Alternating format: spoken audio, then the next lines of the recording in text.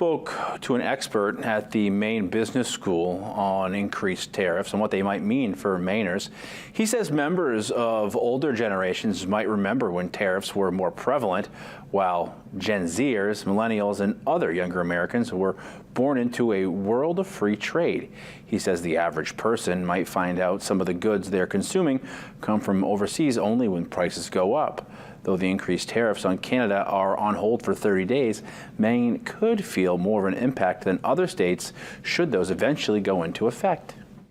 The majority of the borderland states, because over the last 30 years of globalization and the free trade agreement between Canada, Mexico, and the U.S., we have intertwined our economies to the point where Maine's economy, for example, depends more than 60% on exports and imports into and out of Canada. So removing that reality takes a bit of time as you also diversify toward other markets, but that takes decades and decades. So we will feel the punch for sure here locally, since we depend on Canadians a lot.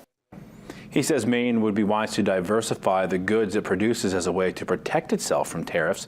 He points to shoe factories and canneries as examples of industries the state has lost and would benefit from bringing back. However, he says that would take investment from both the state and federal government, and the benefits could be years down the road.